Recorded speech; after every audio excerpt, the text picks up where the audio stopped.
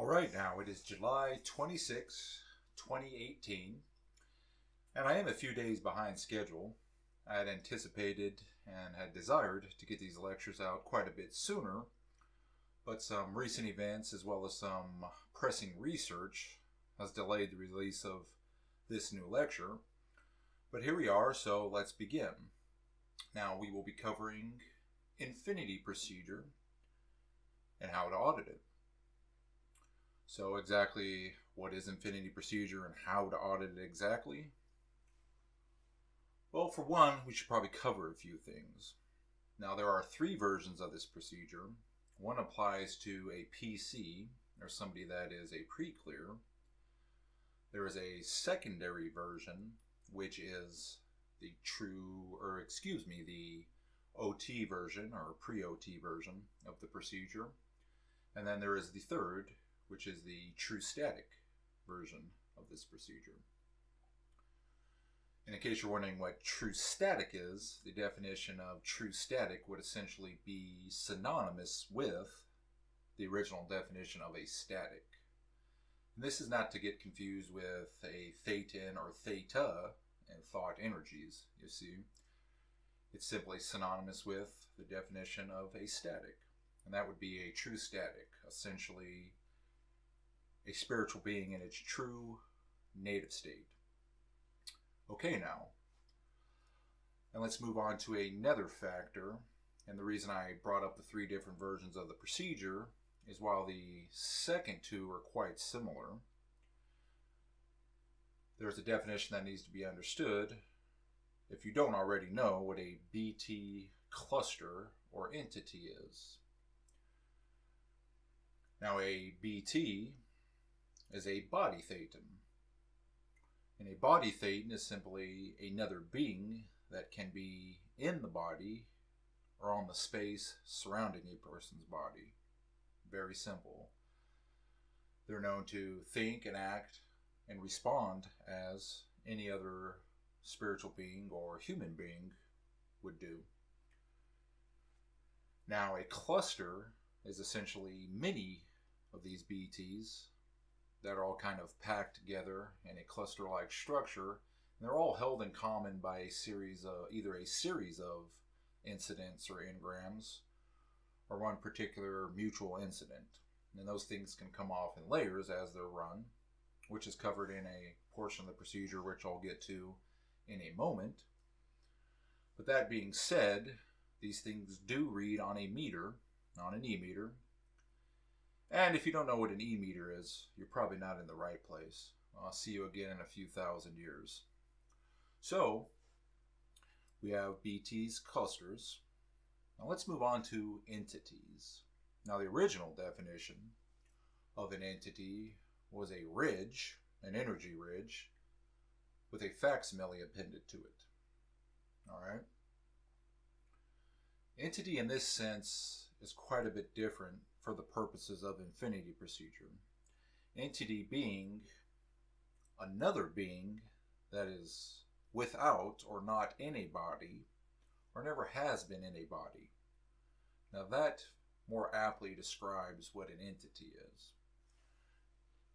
You have BTs and clusters which are appended to and associated with bodies. And then you have entities which are disconjointed or not associated with bodies, and can be different beings entirely. Okay, so that being covered, we'll just move on to the procedure itself.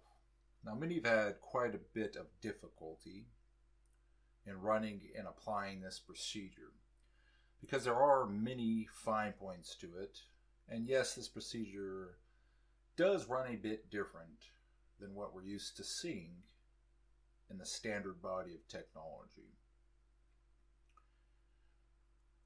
So I will just start with the first series. Now with Infinity Procedure, the first thing we always do is query by asking, what about yourself or the universe would you like to handle? Okay. Now I've gotten a lot of comments and questions on this. The most prominent one being, is this a listing question? No, it is not a listing question. Listing question being something that's given to the auditor via the PC. No, this is not a listing question. It is actually a quite unique question in and of itself. You see, this question queries the PC or pre-OT to find out exactly what they are in present time, and what their present time ruin is. That's all the question does. And it's quite brilliant in that if you ask anybody, now you can ask any average individual or normal individual on the street, "Hey, how you doing?" "Oh, my wife's pissing me off." "Okay, your wife's pissing you off. Why is your wife pissing you off?" "Probably it's it, tell you, laugh about it, and that'll be that." Now you see, that queried exactly what this guy's in and dealing with. His wife being angry with him, of course. So here you have us again digging up exactly what an individual is in present time. And the unique thing about this is what somebody is in, and this has always been the job of a trained CS. That's what we do as CSs. Find out what a PC or pre-OT is in, what needs to be addressed on their case, what is then reading. Then we would, get the lies off of all that through various means to kind of brush it up a little bit and actually get at what needs to be run so it can be run. And then, of course, we would program a case, write a program, and then have an auditor run that program. So this question is almost like a 3-in-1 thing. It handles all these different factors. Okay, and in the PC version of this, we would then just jump into the procedure with having them put up, when we say now put up the concept of a static, and then we'd have them put up the concept of a no static. And for a pre-clear, this is to synthetically generate static energy, because we can all do so. It's very simple. You just do so via postulate. And they would put up these concepts. You'd usually get a blow down on the meter. They'd instantaneously brighten up. And the purpose for this is to lend them a little bit more theta or static endowment than they currently have at the moment. Because, you got this guy, he's rushing around, he's working his job, he's doing this, he's doing that, he's all hectic, he's getting beaten down by life, and, you just have a total mess. Now, brighten the guy up a little bit, giving him a little bit more theta endowment to go ahead and apply to the procedure and in session is very beneficial. And then you simply have them put out the postulate of what they wanted to handle from the procedure, from question number 1. And then they put out that postulate for others. Okay. And that also takes place on the pre-OT and static version of these procedures, except there's a handling in the middle there for BTs and clusters. And those are similar to the NOTS commands with 2 additionals, which you that are listening to this will spot immediately. So it's no need to cover that. But by putting out these postulates, now I covered this in Atomics Revisited, and we're not going to rehash the whole discussion here on atomics and subatomic particles. But suffice to say, there is ample evidence that we are all interconnected, and this is just not going on as Scientology. The quantum physicists themselves are going over these problems and trying to find a solution. There's been many studies on this. Okay, for one, there was a study, I believe, around the late 1970s or early 80s, to where you had these Chinese, they had their own remote viewing project going on. They wanted to be able to pop a guy up and steal everybody's secrets. Partially exterior, throwing up a viewpoint. Now, of course, this didn't work very uniformly, but they did gather some uniformity and some interesting data. And what they found was, in the cases where individuals were accurately remote viewing things in the next room, And these Chinese, these fellows took it to the extreme. They black out the whole room, make sure there's no interference, no radio frequencies, infrared frequencies, etc. in this conjoining room. And these guys would accurately, or gals would accurately, remote view what was in the room. And they discovered an amazing fact that the ones that were doing this, when it was occurring in the room, they were able to measure approximately 15,000 photons. Now, photons being little minute subatomic particles of light, of energy. They would appear at the times it was occurring and then disappear. So they've actually scientifically measured and collected data on what takes place when somebody puts out a viewpoint or is locating themselves in another space. They're producing, at a minimum, 15,000 protons. And that's not a massive amount of energy. But if you had a few thousand people doing that simultaneously, you'd have enough energy to power a standard light bulb. Now that's kind of getting off on a tangent, but these questions are being brought up even in nuclear physics. So again, I won't rehash all this, but the important point here is that being the case, we are all interconnected instantaneously on the subatomic level.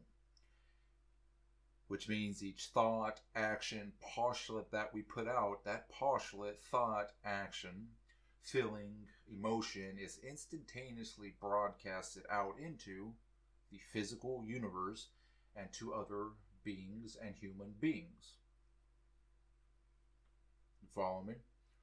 So I get extremely angry. That's going to go out into the universe and upset somebody else, potentially.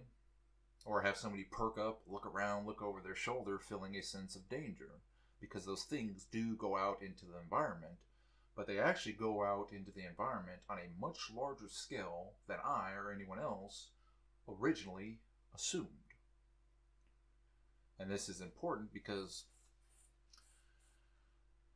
I got into researching this feeling there was a missing element. And again, I mentioned one thing we failed to continue to do, even though it probably happened in select circumstances, was to pull or query what postulates were made in grades processing and in Scientology processing.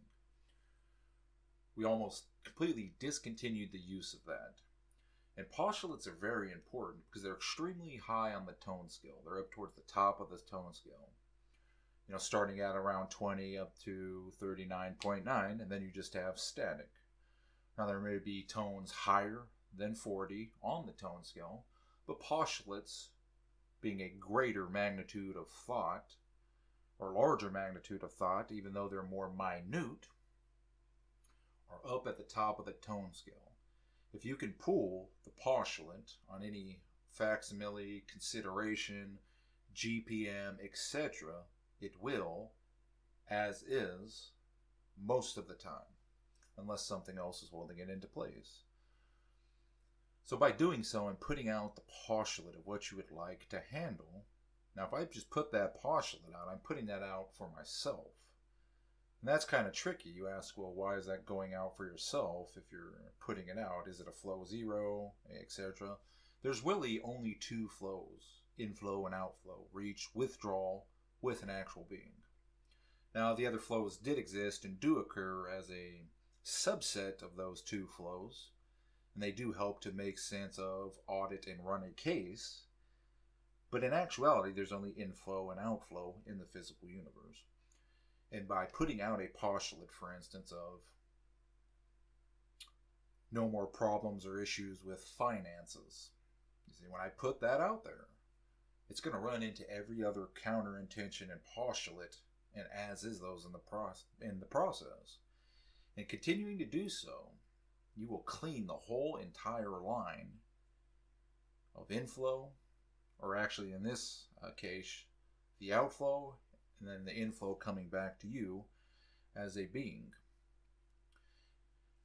And now putting that out for others actually handles that inflow. Because this is as-ising any other being that you are associated with counter-intention or counter-postulate to interfere with your flow of finances. And believe me, in all of our whole track history, there's probably hundreds of millions of these fellows and gals all throughout the planet, in bodies, outside of bodies, that we've done something too. You know, Rome AD 12, we bashed the guy's head in. You know, so, and of course, this guy could have thrown out a postulate, and boom, there you have it. Thereafter, it affects you. Well, how does it affect you? Because it is a part of that individual's universe. And no matter where he is currently, if he's somewhere in present time, if his attention gets stirred on that, even without his awareness, it's going to discharge against us. Because that postulate activates, and at the time his postulate was made towards us, it goes out into the universe once again. This can be thousands of miles apart, and it will discharge against you. It will discharge against anybody. So by putting out these postulates alternately, you're able to completely clean out gradually all this counter-intention and counter-postulate and everything that they are holding into place underneath it. It could be whole chains of incidents, etc. This is why Infinity Procedure works so extremely well. Okay. Now, I won't have to cover the I won't have to cover the pre-OT or OT version of this.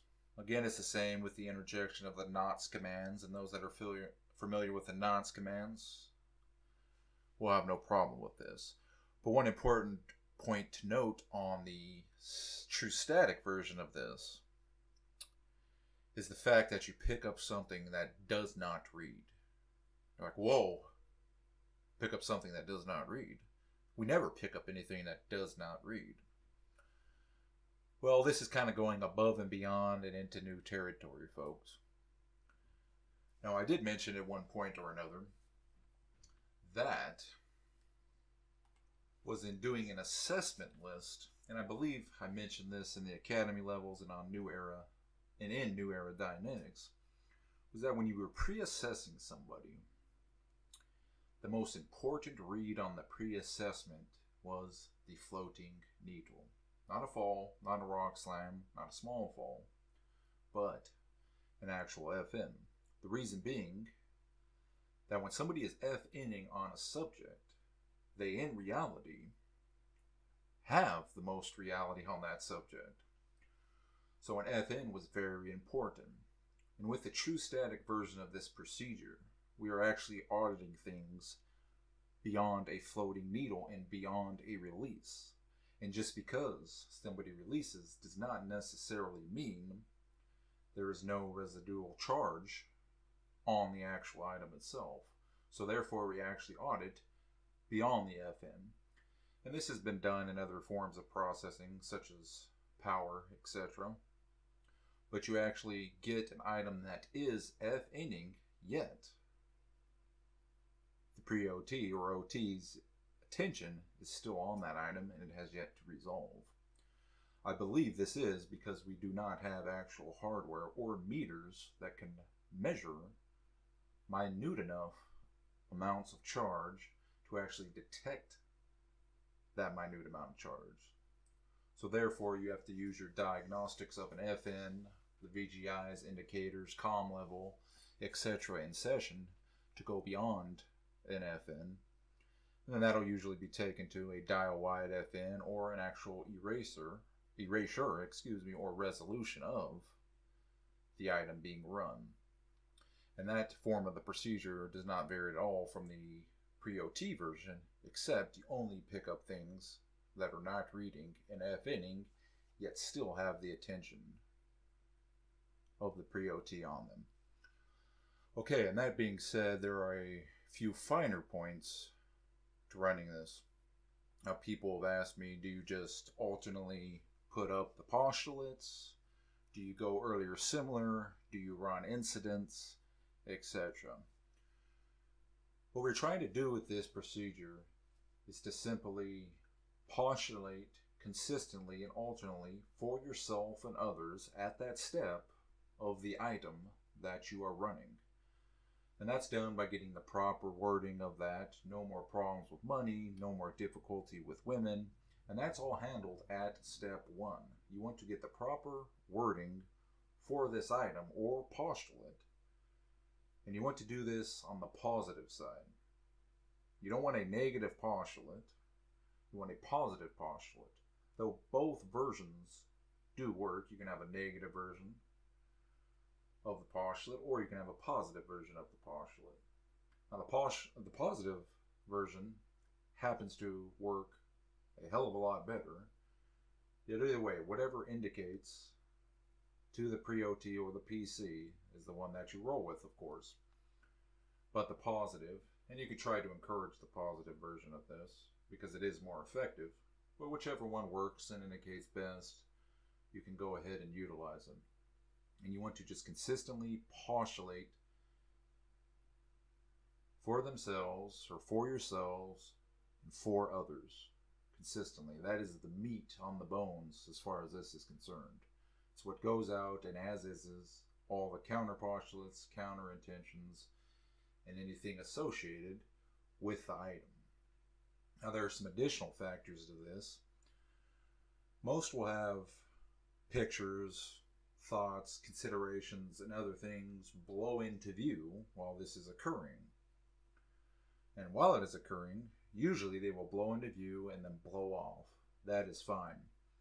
But if you have difficulty in moving a case along, you could even go earlier similar in chains with the postulates.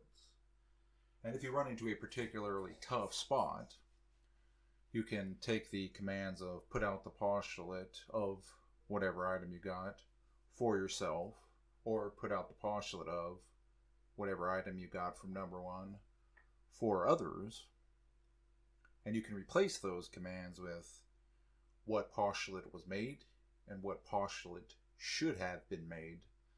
That will take them off as well.